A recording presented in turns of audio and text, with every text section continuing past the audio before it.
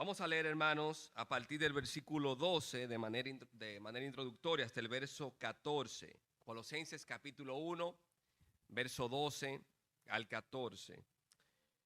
Con gozo, dando gracias al Padre que nos hizo aptos para participar de la herencia de los santos en luz, el cual nos ha librado de la potestad de las tinieblas y trasladado al reino de su amado Hijo, en quien tenemos redención por su sangre, el perdón de pecados.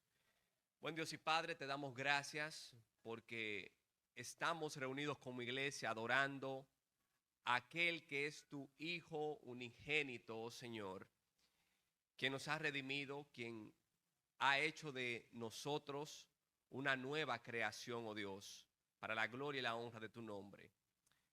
Y es en medio, Señor, de la iglesia que tu Espíritu Santo se mueve para traer edificación, para traer fortalecimiento, para traer más conocimiento de tu palabra y de tu gloria, oh Señor, a nuestras mentes y corazones. Así que rogamos que tu Espíritu Santo sea manteniéndonos atentos a tu palabra, a tu voz, que tu Espíritu Santo sea, oh Señor, ayudándonos también a comprender tu palabra y a aplicar tu palabra en nuestras vidas, oh Dios.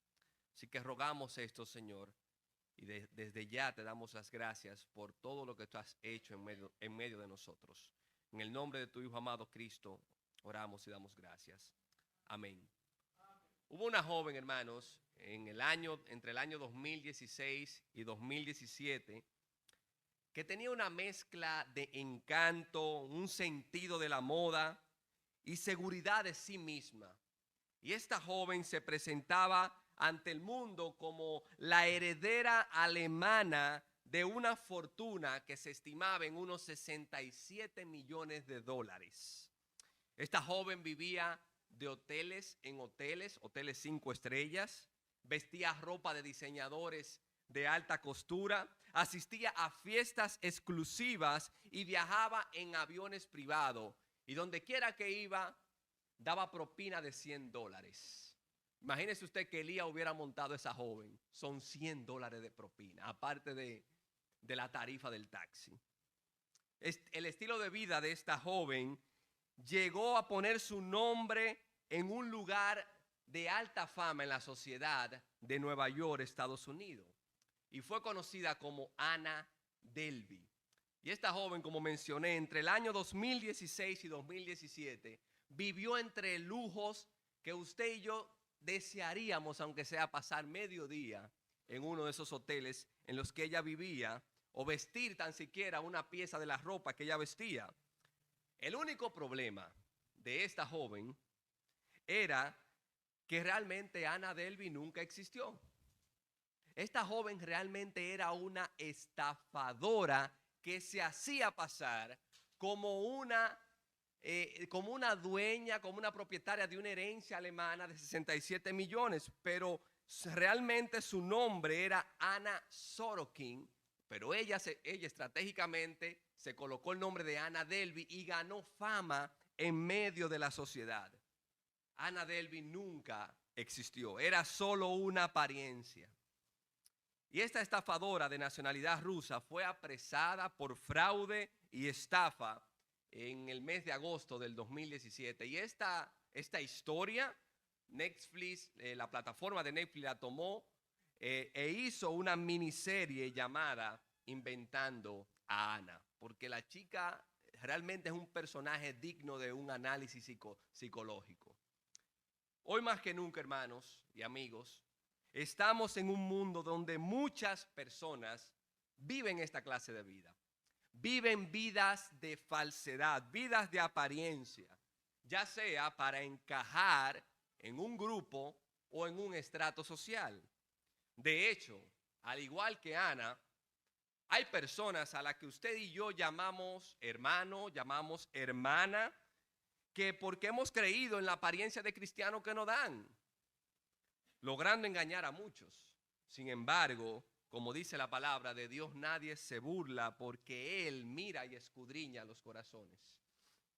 Dios, amados hermanos, nos ha provisto un medio para que usted y yo, en vez de vivir vidas de falsedad, vidas de apariencia, podamos vivir una vida que a Él le agrade, una vida digna de su llamado. Y en estos versos que vamos a considerar, el apóstol Pablo nos va a revelar cuál es el gran misterio que usted y yo necesitamos conocer para vivir esta clase de vida que agrada a Dios. Este misterio no es como la fórmula de Coca-Cola, que se dice que está guardada en una bóveda, que nadie tiene acceso a ella, solamente el personal autorizado.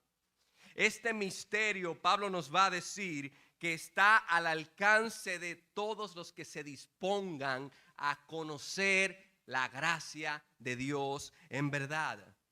Hermanos queridos y amigos, la verdad que yo quiero compartir con ustedes en esta mañana y que deseo que ustedes guarden en sus corazones es que solo en Jesús usted y yo podemos vivir una vida que agrade a Dios.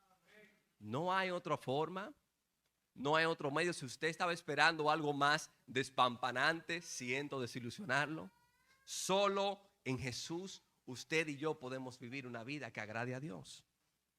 A lo largo de esta carta de Colosenses, Pablo enfatiza la realidad de que si usted y yo tenemos a Cristo, lo tenemos todo.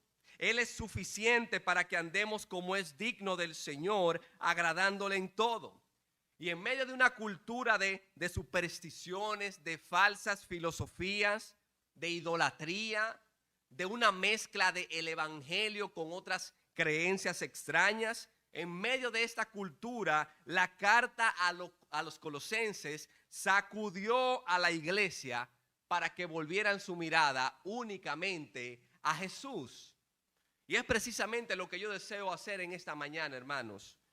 Debemos de dejar de vivir una fe dominguera, porque venimos a la iglesia, a esta capilla los domingos, nos reunimos como iglesia, adoramos al Señor juntos, cantamos al Señor juntos, pero de lunes a sábado muchas veces nuestras decisiones, nuestras actitudes, nuestra vida está influenciada por el contenido que nosotros vemos, ya sea en videos de Facebook o de YouTube, o en TikTok para los jóvenes, o en Reels de Instagram, o en frases motivadoras que nosotros leemos en las diferentes redes sociales.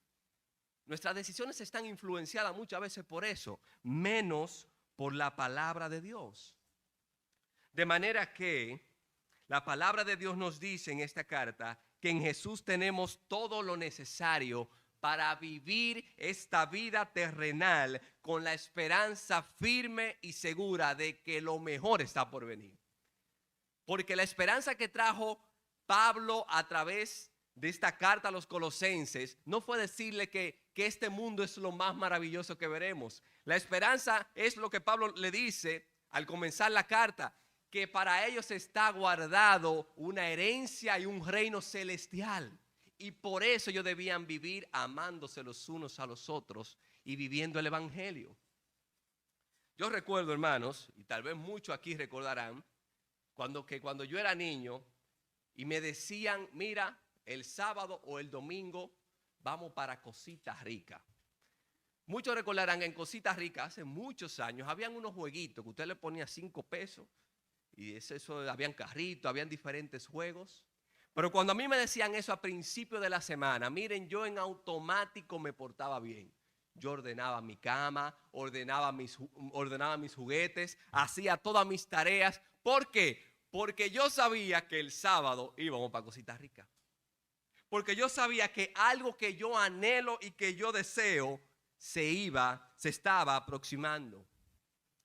No tenemos que andar por el mundo, hermanos, como Ana, fingiendo, tal vez engañando a los demás con una identidad que no es la nuestra, con una fortuna que en verdad no tenemos, o con una herencia que es ficticia. En Jesús tenemos una verdadera identidad, una verdadera fortuna, una verdadera herencia, porque solo por Él y en Él podemos vivir la vida que agrada a Dios. Ahora bien, hermanos, en primer lugar, yo quiero que veamos por qué por medio de Jesús podemos vivir esta vida. Primero, hermano, vamos a ver que en Jesús participamos, todos los creyentes participamos de una herencia y un reino celestial. Miren lo que dice el verso 12 una vez más.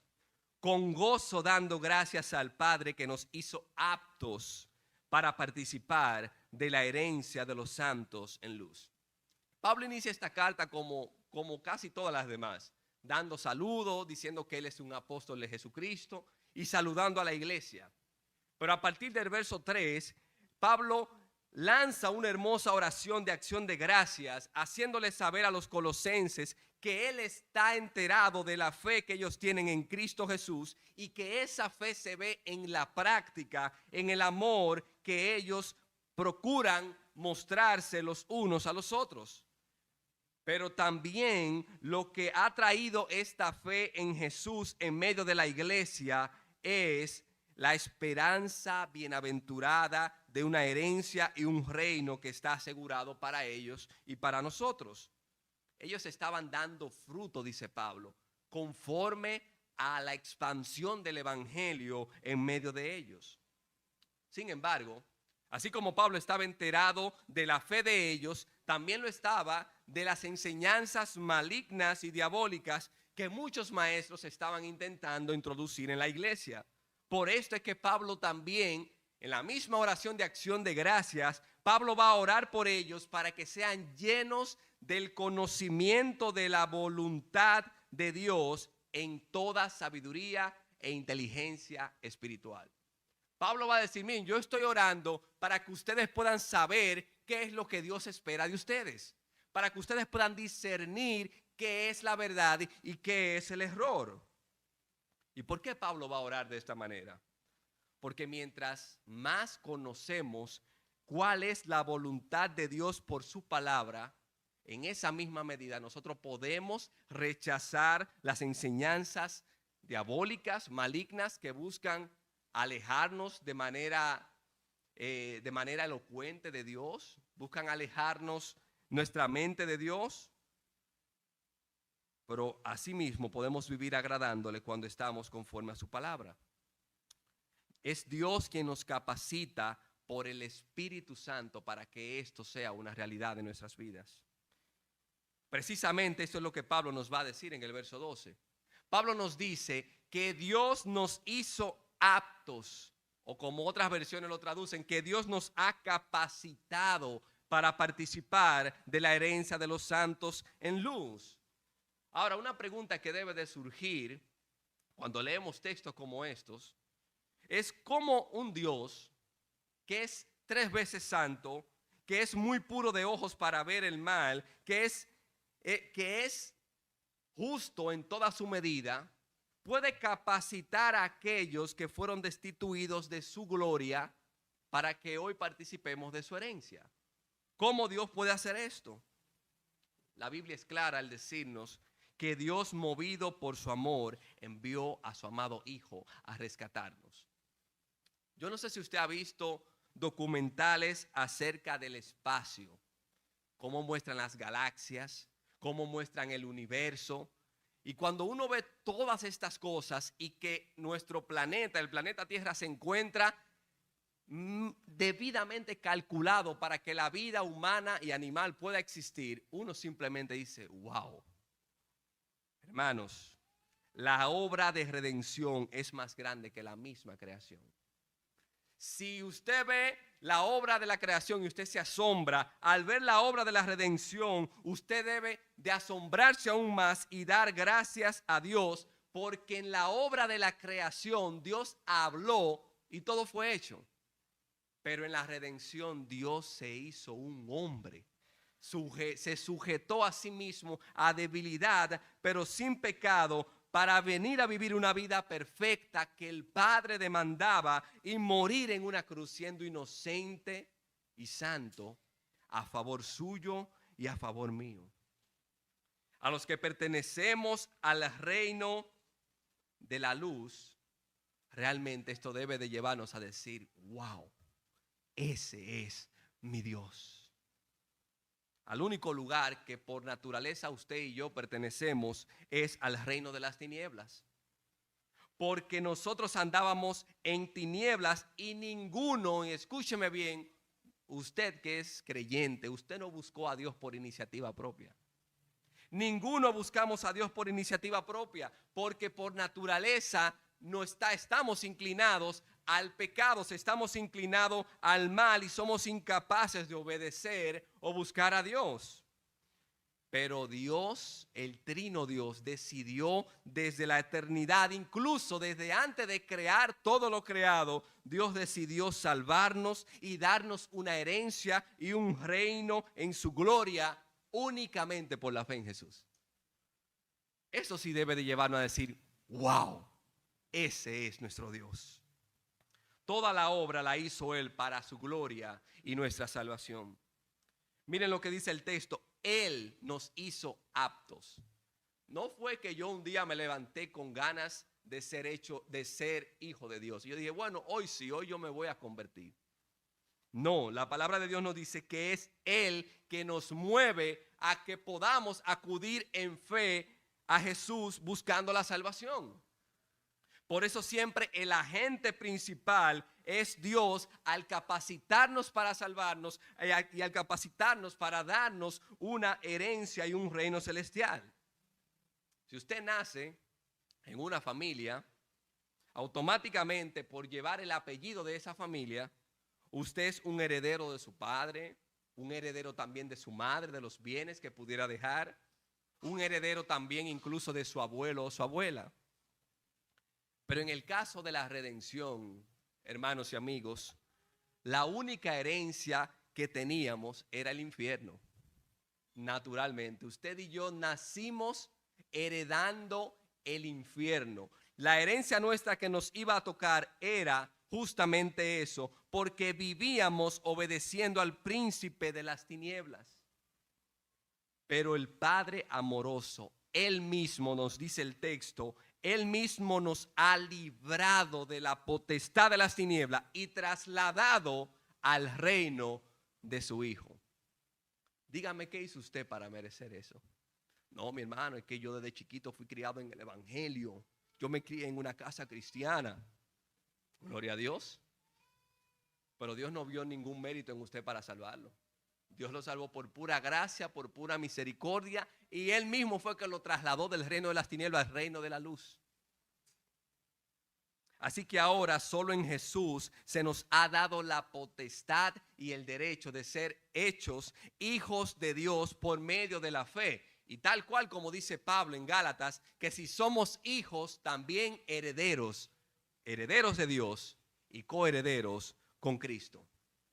Como lo expresa un comentarista llamado Everett Harrison, hablando de este pasaje de Colosenses, el comentarista dice lo siguiente, y abro una cita: fue solamente el poder de Dios que liberó a su pueblo Israel en su apuro de Egipto. Así los condujo a ellos a Canaán. De esa misma manera, Dios ha trasladado a los creyentes del reino de las tinieblas al reino de su amado Hijo. Hace días, hace semanas realmente, yo estaba viendo un programa en YouTube acerca del centro de confinamiento del terrorismo, que es el centro que construyó el presidente de El Salvador, Nayib Bukele, para albergar a más de 60,000 pandilleros que estaban controlando literalmente todo el país. Y esta cárcel se dice que de por sí es una de las cárceles más seguras de toda Latinoamérica. Y adicional a eso, tiene pequeñas celdas para aislar a aquellos presos que aún dentro de la cárcel se portan mal. Y cuando mostraban esta pequeña celda, hermano, miren, son un espacio que usted ni se puede acostar. Usted tiene que dormir sentado, porque son espacios pequeños, oscuros, y a usted lo privan de ver la luz del sol. Mire, mi hermano, usted y yo, delante de Dios, éramos esos pandilleros metidos en esas pequeñas celdas, en tinieblas, aisladas de toda luz, rodeados de oscuridad por nuestro propio pecado. usted y yo estábamos ahí metidos. Aunque usted se vea como una persona buena o que usted tal vez no hizo un pecado grande cuando estaba en el mundo, a usted Dios lo veía como un pandillero condenado a cadena perpetua, sin ver la luz del sol tan siquiera. Pero el amado Hijo de Dios, Jesucristo, fue y te redimió y pagó ante la justicia divina toda tu deuda para que ahora, una vez librado de esa cárcel, tú seas capaz de vivir de acuerdo con las normas de su reino. Tú tienes la capacidad, mi hermano, de cambiar, no porque tú tienes poder para cambiar, sino porque el Espíritu de Dios vive y mora en ti y te mueve y te ayuda a cambiar de cualquier pecado y circunstancia en la que tú te encuentres. Vivir una vida agradable a Dios es permanecer arraigado cada día, cada minuto, cada segundo en el evangelio que nos ha librado y nos ha librado del pecado y nos ha trasladado al reino de Jesucristo. Pablo lo dice en Gálatas 2:20, un verso que muchos conocemos. Yo con Cristo, dice Pablo, estoy juntamente crucificado. Y ya no vivo yo, mas vive Cristo en mí. Y lo que ahora vivo en la carne, lo vivo en la fe del Hijo de Dios, el cual me amó y se entregó a sí mismo por mí. Así que nosotros aprovechamos también para exhortar a los amigos que nos acompañan a que pongan su fe en Jesús. Porque esta clase de vida no es para un grupo selecto de personas. Esta clase de vida está disponible para ti hoy. Y es una vida que trae beneficios aquí en la tierra y aún más en la herencia y el reino celestial que tenemos asegurado por el mismo Jesucristo. Ahora bien, hermanos, probablemente usted podría preguntar, Ismauri, pero está muy bonito. ¿Cómo se vive entonces esta clase de vida que agrada a Dios? ¿Cuáles son los parámetros que yo debo de tomar para lograr vivir una vida para la gloria de Dios? Acompáñenme a lo que dice Pablo en el capítulo 3 de Colosenses. Como Pablo ya ha dejado claro que Dios nos ha capacitado para recibir una herencia y un reino celestial por medio de Jesús y que todos nuestros pecados son perdonados por su sangre, Él va a conectar todo lo que Él ha dicho en el capítulo 1 y en el capítulo 2 con esta vida nueva que se nos ha impartido por medio de la muerte y la resurrección de Jesús. Pablo va a decir, ustedes han sepultado su carne con Cristo Jesús, ustedes han sido circuncidados con una circuncisión no hecha a mano, ustedes son parte del pueblo de Dios. Por lo tanto, dice Pablo, capítulo 3, verso 1, si pues habéis resucitado con Cristo, busquen las cosas de arriba, donde está Cristo sentado a la diestra de Dios. Poned la mira en las cosas de arriba, no en las de la tierra. Y dice el versículo 5, haced morir pues lo terrenal en ustedes. ¿Y qué es lo terrenal? Lo terrenal son los deseos, las emociones y sentimientos de nuestra carne que combaten con la vida nueva que tenemos en Cristo para llevarnos a pecar. Dice el versículo 5, lo terrenal es ¿qué? Fornicación, impureza, pasiones desordenadas, malos deseos y avaricia, que es idolatría, cosas por las cuales la ira de Dios viene sobre los hijos de desobediencia, en las cuales ustedes también anduvieron en otro tiempo cuando vivieron en ellas. Pero también dejad ustedes todas estas cosas: ira, enojo, malicia, blasfemias, palabras deshonestas de vuestra boca. No se mientan los unos a los otros, habiéndoos despojado del viejo hombre con sus hechos y revestido del nuevo, el cual conforme a la imagen del que lo creó se va renovando hasta el conocimiento pleno. ¿Usted quiere saber cómo vivir una vida que agrade a Dios? Ahí está la clave. Bueno, hermano, eso está difícil. Sí, y para mí también es difícil. Pero es que no es mi fuerza que yo la voy a vivir. No es en su fuerza, mi hermano, que usted va a vivir una vida que agrade a Dios. Es en el poder del Espíritu que mora en usted si usted ha confiado sinceramente en Cristo Jesús. Por tanto, usted tiene el poder para llevar esta clase de vida asido del Espíritu Santo. Y no es simplemente de que vivamos una vida agradable a Dios dejando de pecar.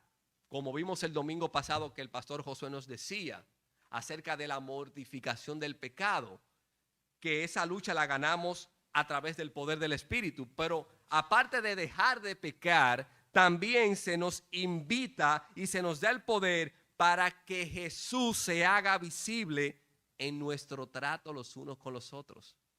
Porque Pablo va a decir que Cristo es la esperanza de gloria y que Cristo es el todo y en todos. Ajá, Pablo, ¿y cómo aparte de dejar de pecar yo puedo vivir a Jesús? Pablo dice en el versículo 12, capítulo 3, vístanse como escogidos de Dios, santos y amados, de entrañable misericordia, de benignidad, de humildad, de mansedumbre, de paciencia, soportándose unos a otros y perdonándose unos a otros si alguno tuviere queja contra otro. De la manera que Cristo los perdonó, así también háganlo ustedes. Y sobre todas estas cosas, vístanse de amor, que es el vínculo perfecto. Y la paz de Dios gobierne en vuestros corazones, a la que asimismo fuisteis llamados en un solo cuerpo, y sean agradecidos. ¿Usted quiere vivir una vida que agrade a Dios? Ahí está la clave. Ahora, hermanos y amigos, díganme qué filosofía de vida o qué terapia psicológica o qué otra religión del mundo puede producir una vida como esta. No hay ninguna. Las filosofías y las religiones del mundo solo pueden producir en nosotros más Anas Delvey, más vidas que viven de apariencia, fingiendo cosas que no son, vidas miserables, pero que viven tras la apariencia de ser alguien que realmente nunca llegarán a ser. Por esto Pablo les dice a los colosenses y a nosotros de que Jesús es todo suficiente para que usted y yo vivamos una vida realmente agradable a Dios, porque en Él tenemos una herencia que nos espera, una verdadera fortuna y una verdadera identidad, solo en Jesús, sin nada ni nadie más. Hay una razón más por la que solo en Jesús podemos vivir una vida agradable a Dios, y es lo que nos dice el versículo número 15 en adelante. Ya Pablo nos ha dicho que tenemos una herencia y un reino celestial que está asegurado y que Dios nos ha trasladado de hecho a ese reino celestial por medio de la obra de Jesús. Pero ahora Pablo va a agregar algo que es sumamente importante, porque en medio de los colosenses estaba la creencia de que Jesús era un mero hombre que vino a sacrificarse por la humanidad. Eso pensaban algunos. Por otro lado estaba otra creencia que decía de que Jesús realmente era un espíritu y que Él no se sacrificó por la humanidad, sino que vino a liberarnos de una manera espiritual. Cosas que se escuchaban muy bonito, pero que eran una tremenda herejía y un tremendo engaño. Por eso es que Pablo va a decir en el versículo 15, Él es, hablando del Hijo de Jesús, Él es la imagen del Dios invisible, el primogénito de toda creación. En el Evangelio de Juan, capítulo 14, verso 8, Felipe le dice a Jesús, Señor, muéstranos al Padre y nos basta. Jesús le dijo, tanto tiempo hace que estoy con ustedes y no me has conocido, Felipe. El que me ha visto a mí, ha visto al Padre. ¿Cómo pues dices tú, muéstranos al Padre? Jesús mismo les declara a sus discípulos su deidad en un momento en que ellos aún no terminaban de entender quién es este hombre que nosotros tenemos delante. Y Jesús, de manera muy resumida, lo que les dice es que Él posee todos los atributos de Dios. Hermanos, esto es sumamente importante que le prestemos atención. La persona de Jesús es plenamente divina y completamente humana. Él, cuando se humanó, no dejó de ser Dios, no disminuyó su deidad al hacerse humano. Él no era una especie de medio Dios y medio hombre, o él no era una especie de un hombre con super cualidades. Él es verdadero Dios y verdadero hombre. Dos naturalezas en una única persona.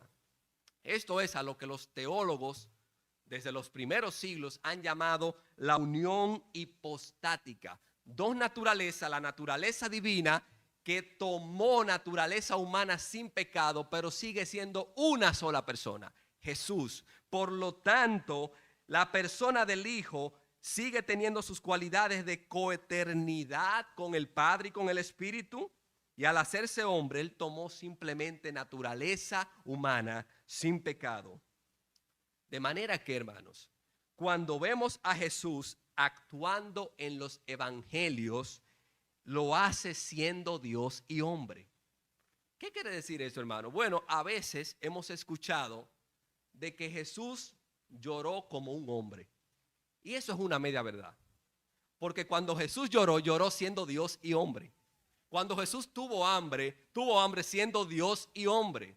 Cuando Jesús fue al desierto para ser tentado, fue en su persona siendo Dios y hombre. No podemos, hermanos, separar las naturalezas de Jesús de su persona. Aunque a veces eso sabemos que nos choca porque es algo difícil de comprender en muchos casos, pero Jesús es una sola persona con dos naturalezas. Y esto es muy importante que lo tengamos claro, hermanos, porque desde los primeros siglos esta doctrina fundamental de la iglesia fue de la más atacada, fue de la más corrompida. De hecho, por eso todavía vemos hoy en día sectas como las de los testigos de Jehová que no afirman que Jesús es verdadero Dios, porque han creído la mentira generación tras generación. Como Él es un hombre, Él pudo experimentar las limitaciones y debilidades de nosotros, porque Él también estuvo sujeto a la debilidad, pero sin pecado. La Biblia de la Reforma, hablando de este pasaje de Colosenses 1:15, dice lo siguiente: puesto que Él, hablando del Hijo, es por naturaleza Dios, Cristo revela al Dios que de otro modo es invisible. Tal cual como dice el Evangelio de Juan en su capítulo 1, verso 18. A Dios nadie le vio jamás. El unigénito Hijo que está en el seno del Padre, Él le ha dado a conocer. Dios es espíritu y habita en luz inaccesible, pero en la persona de Jesús se ha hecho visible y cercano y palpable para obrar la redención nuestra. Porque solamente una persona que es verdadero Dios y verdadero hombre puede satisfacer las demandas divinas de un Dios que es 3 veces santo y a la vez morir en una cruz como un hombre, Jesucristo hombre. No ha habido en la historia de la humanidad, hermanos, aparte de Jesucristo, un hombre que haya hecho afirmaciones tales como esta: antes de que Abraham fuese, yo soy. Mi Padre y yo uno somos. Yo soy el pan de vida. Yo soy la luz del mundo. Yo soy la resurrección y la vida. Yo soy el buen pastor. Yo soy la puerta. Yo soy la luz del mundo. Yo soy la resurrección y la vida. Yo soy el camino, la verdad y la vida. No ha habido un hombre, aparte de Jesús, que haya hecho declaraciones como esta. Por esto, un escritor que se llama C.S. Lewis, en su libro Mero Cristianismo, él va a decir de que Jesús o era un loco o algo peor, o era quien realmente decía ser. Pero no podemos aceptar un Jesús a medias. Hay otra palabra, hermano, que suele confundir a muchos hermanos, y es cuando Pablo dice que Jesús es el primogénito de toda creación. ¿Con qué se come eso, hermano? ¿Quiere decir eso que Jesús fue la primera criatura que el Dios el Padre creó? Como afirman los testigos de Jehová, que Jesús es la primera criatura. Por eso es que Él es poderoso, porque Él es un semidios, más o menos. Pero eso es falso de toda falsedad, ya que en los versículos siguientes, si afirmamos eso, los versículos que siguen no tienen sentido. En este contexto, la palabra de que Jesús es el primogénito de toda creación quiere decir de que Él es el supremo, el dueño y para quien fue hecha toda la creación de la que Él mismo participó junto al Padre. Jesús es plenamente Dios porque Él es el creador de todo y en su humanidad como hombre goza de la posición más alta y digna ante el Padre por la obra de la reconciliación que efectuó. Ok, hermano, aplatáname esto. ¿Para qué me sirve saber que Jesús es verdadero hombre y verdadero Dios? Oh, porque Hebreos va a decir de que Jesús es el fiel sumo sacerdote que puede compadecerse de tus debilidades. Porque Él como hombre sabe el dolor que tú estás pasando, mi hermano. Porque Él como hombre sabe, joven o hermano adulto, las tentaciones que tal vez tú puedes estar sufriendo. Porque Él como hombre puede compadecerse perpetuamente y asistirnos. Porque Él fue sujeto a debilidad, pero sin pecado. Para los colosenses era sumamente imprescindible que comprendieran que el evangelio que ellos habían creído no se trataba de un simple hombre, de un semidios, sino que se trata de aquel por quien todas las cosas fueron hechas. Es ese Dios que el creador, que lo vemos actuando en medio de la creación, ese mismo Dios es el rey de la iglesia, que Pablo lo va a decir más adelante, es la cabeza de todo el cuerpo que es la iglesia. Dice el verso 16, Colosenses 1, porque en Él, hablando de Jesús, fueron creadas todas las cosas, las que hay en los cielos y las que hay en la tierra, visibles e invisibles, sean tronos, sean dominios, sean principados, sean potestades, todo fue creado por medio de Él y para Él, y Él es antes de todas las cosas, y todas las cosas en Él subsisten. Hermanos, si Jesús desearía, toda la humanidad se extinguiera en un solo segundo. Porque en Él, en su poder, en su plenitud, es que gobierna toda la creación que junto al Padre y al Espíritu Él ha creado. Pero esto nos da aliento, hermanos, porque usted sabe, los problemas que a usted le pasaron esta semana, eso no estaba ajeno de la voluntad de Dios. Porque Él es antes de todas las cosas. Porque Él sabe y tiene orquestado todo el plan para su vida, para la mía y para la de esta iglesia. Nada le toma por sorpresa. Y esto nos puede mover a confiar de que, aunque no sé lo que pasará mañana, Jesús está de mi lado. Jesús sigue siendo mi rey porque Él es el rey de la iglesia. Él es el agente creador y sustentador de toda la creación. Usted y yo solemos confiar en las personas de manera natural. Aunque hay gente que dice que no confía en gente, por eso es mentira. Porque se montan en aviones y se montan en carro público. Pero usted y yo solemos confiar de manera natural en las personas. Pero no es lo mismo que usted tenga un problema y que yo le diga, confía en mí, que yo te lo resuelvo. A que venga, por ejemplo, el presidente de la República y coloque un tuit diciendo, yo voy a resolver el problema de fulanito. Usted coge aún más confianza. ¿Por qué? Porque esa persona tiene una dignidad y un poder mayor que el mío. Usted y yo, hermano, podemos confiar en Jesús porque Él es plenamente Dios. Él es todopoderoso. Y cuando Dios nos dice que confiemos en Él, debemos y podemos hacerlo porque su palabra y sus promesas se van a cumplir en nuestras vidas, pase lo que pase y cueste lo que nos cueste. Continúa diciendo el verso 19, por cuanto agradó al Padre que en Jesús habitase toda plenitud y por medio de Él reconciliar consigo todas las cosas, así las que están en la tierra como las que están en los cielos, haciendo la paz mediante la sangre de su cruz. Lo más asombroso de todo es que el Hijo, siendo todopoderoso desde antes de crear todas las cosas, haya pensado en usted y en mí para amarnos con amor eterno. Y una vez llegado el cumplimiento del tiempo, venir a rescatarnos. En la cruz, en la cruz de Cristo se llevó a cabo el intercambio más glorioso de toda la historia de la humanidad.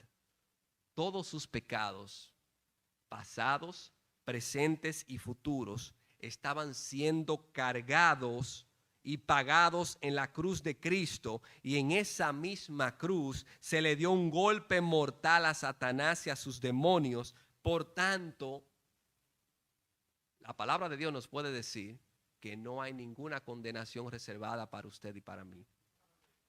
Usted que era un heredero del infierno igual que yo, usted que era un heredero de las tinieblas al igual que yo, la palabra de Dios nos dice de que por medio de la reconciliación de Cristo ya no hay ninguna condenación para nosotros, porque todos nuestros pecados fueron pagados.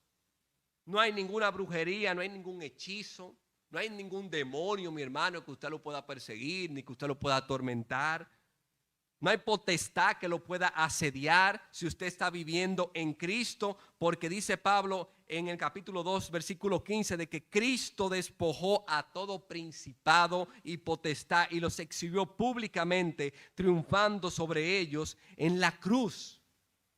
No hay nada maligno que a usted le pueda caer si usted está en Cristo, porque Él sujetó a todo demonio, potestad de autoridad bajo su autoridad y bajo su dominio. Así como un conquistador exhibe a sus enemigos humillados una vez que los derrota, Cristo, como el gran conquistador, exhibió a Satanás y a sus demonios, diciéndoles: de ahora en adelante ustedes no tienen ni poder ni autoridad sobre mis hermanos, porque Él no se avergüenza de llamarte hermano. Aunque tal vez tú hayas caído, aunque tal vez tú no te sientas bien, aunque tal vez tú estés en medio de problemas, Jesús no se avergüenza de llamarte hermano. La realidad, hermanos, de que mi Salvador es el Dios Todopoderoso que conquistó la muerte, el pecado y Satanás, debe transformar nuestra vida de manera integral. Debe transformar tu vida y mi vida en una vida que agrade a Dios día a día. Debe transformar la relación con mi pareja, porque Pablo en el capítulo 3 más adelante lo va a decir. Pablo, sabiendo y habiendo explicado la realidad del evangelio en la vida de la iglesia, Pablo tiene la autoridad para decirle a las mujeres: mujeres, estén sujetas a sus maridos como conviene en el Señor. Pero también le va a decir a los hombres: maridos, amen a sus mujeres y no sean ásperos con ellas. También transforma nuestra manera de someterme a mis padres terrenales. Porque Pablo va a decir: hijos, sean obedientes a sus padres en todo, porque esto es agradable al Señor. Pero también, padres, transforma nuestra manera de criar a los hijos. Porque Pablo también les va a decir: padre, no exasperen a sus hijos para que no se desaliente. No le metan tanta presión. No hagan cosas que lo hagan irritar a ellos, para que no se desalienten. Transforma mi manera de trabajar y de estudiar. Transforma la forma de vivir y servir en la iglesia. Transforma mi manera de hablar de los demás y de hablarle a los demás. Transforma hasta el contenido que yo sigo y busco en mis redes sociales y en cualquier plataforma. Porque yo toda mi vida, una vez yo he creído el evangelio, una vez yo estoy consciente de que Cristo vive en mí, de que el Espíritu Santo ha hecho morada de mí, yo toda mi vida voy a vivirla agradándole a aquel que me salvó. No solamente cuando venimos a un culto, porque aquí todos somos y parecemos cristianos, sino cuando yo estoy allá afuera, de sábado a domingo, que tal vez no vengo al culto. Yo todo lo que hago lo haré para la gloria de Dios. Yo no voy a vivir una vida de falsedad. Yo voy a vivir una vida nueva porque el Espíritu de Dios vive en mí. Y en dependencia del Espíritu es que mi vida seguirá siendo agradable a Dios. No hay otra manera. A modo de conclusión, decirle a los amigos: en este mundo hay dos reinos, amigos. Hay un reino de tinieblas y hay un reino de luz. O tú estás en el reino de las tinieblas que está gobernado por el príncipe de las tinieblas, que es Satanás. O tú estás en el reino de luz, que es del amado Hijo Jesús. No hay forma de que tú estés con un pie adentro y con un pie en uno y un pie en otro. Que tú tengas un pie adentro en la iglesia y un pie en el mundo. No hay manera de que eso sea posible. O tú estás completamente en un reino, o tú estás completamente en el otro reino. Pero si tú has comprendido de que por la fe en Jesús tú puedes vivir una vida agradable a Dios, ¿qué tú esperas? ¿Prefieres continuar viviendo una vida falsa, miserable y sin propósito con la seguridad de que heredarás el infierno? ¿Qué espera para que Dios te haga apto de su herencia y te libre de las tinieblas y te traslade al reino de su amado Hijo? Por eso te exhortamos a que confíes en Jesús en esta mañana, porque Él te va a perdonar. Él te va a limpiar y te dará una vida nueva junto a Él para que tú en lo adelante puedas vivir una vida que agrade a Dios. Y a los hermanos, para que esta iglesia, Templo Bíblico Gregorio Luperón, sea una iglesia que agrade a Dios, usted y yo, hermano, debemos vivir vidas que agraden a Dios. Porque la iglesia, como todos lo sabemos, no es esta capilla. Esta capilla, Dios nos libre, pero esta capilla se puede derrumbar. Y la iglesia del Templo Bíblico Gregorio Luperón seguirá siendo la iglesia del Templo Bíblico Gregorio Luperón, aunque no tengamos capilla, aunque no tengamos estas 4 paredes, porque la iglesia somos usted y yo. La iglesia que Cristo le presentará al Padre santa, sin mancha, somos usted y yo. No es este templo que va a subir. Somos usted y yo. Por lo tanto, usted quiere que esta iglesia agrade a Dios. Viva usted una vida que agrade a Dios. Viva usted una vida que sea digno del llamamiento que Cristo le ha hecho. Y es en la persona de Jesús que tenemos todo lo necesario para vivir esta clase de vida. Porque en Él estamos completos. Totalmente. Cuiden, hermanos, de que nadie los engañe por medio de filosofías y sabiduría humana. ¿Usted quiere ser un mejor esposo o una mejor esposa? Vaya a la palabra de Cristo. ¿Usted quiere casarse con un hombre o una mujer de Dios? Vaya a la palabra de Cristo. ¿Quiere ser un mejor hijo o una mejor hija? Obedezca la palabra de Cristo. ¿Usted quiere ser un trabajador que honre a Dios? Vaya a la palabra de Jesús. ¿Usted quiere vencer sus luchas contra el pecado? Vaya a la palabra de Jesús y fortalezcas en Él. ¿Está usted, hermano, desanimado o pasando por un momento de depresión o de dolor? Vaya a la palabra de Jesús.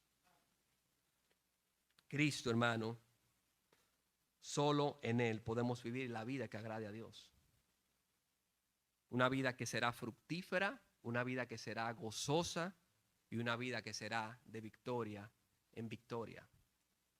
Y para las madres, que hoy, a propósito hoy es su día, hay un libro que mi esposa tiene, el cual se llama Atesorando a Cristo cuando tus manos están llenas. Y en este libro, la escritora que se llama Gloria Fuhrman, ella busca que las madres, específicamente aquellas madres que están en esta etapa de maternidad, de crianza, ella busca que las madres puedan alinear su maternidad con lo que la Biblia enseña acerca de la maternidad.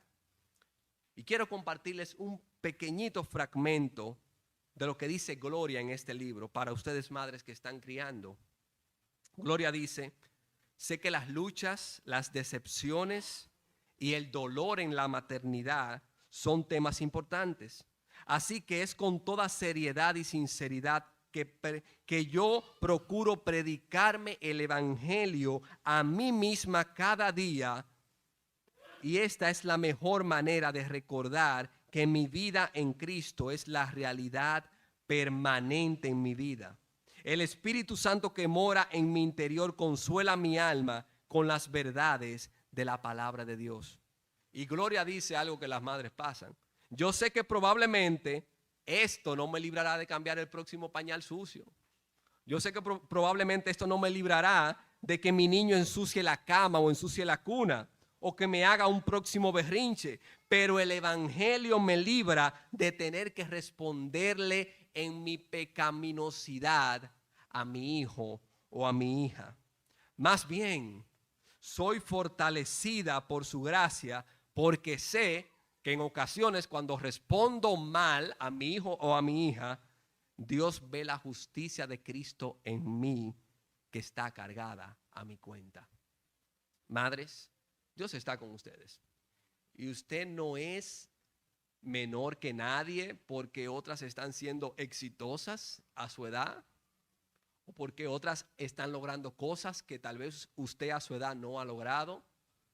No, mi hermano, usted sigue siendo una hija del Rey y Dios está disponiendo cada cosa para que ocurra en su tiempo. De modo que ahí en medio de la maternidad, en medio de lo duro que es la crianza de los hijos, sigue honrando a Dios. Sigue viviendo la vida que a Él le agrada. Limpie pañales para la gloria de Dios. Alimente a su hijo y limpie los regueros para la gloria de Dios. Porque esto agrada al Señor. No que limpiemos pañales, sino que lo hagamos con una actitud que Él sabe que lo hacemos como si fuera para Él mismo. Padre, gracias te damos por tu palabra, oh Señor. Rogamos, oh Dios, que nos ayude a vivir esta clase de vida. En nuestro poder, en nuestras fuerzas, es imposible, Dios. Mas tú has depositado tu Espíritu en nosotros. Y es el Espíritu en nosotros, oh Señor, lo que produce el querer y el hacer por la buena voluntad tuya, oh Padre. Así que ayúdanos, oh Señor. Avívanos, oh Señor, a aquellos que tal vez están fríos en la fe, que tal vez están desanimados, que tu palabra los avive y los motive a seguir corriendo la carrera que tenemos por delante. Muchas gracias te damos por tu palabra, Señor, en el nombre de Jesús.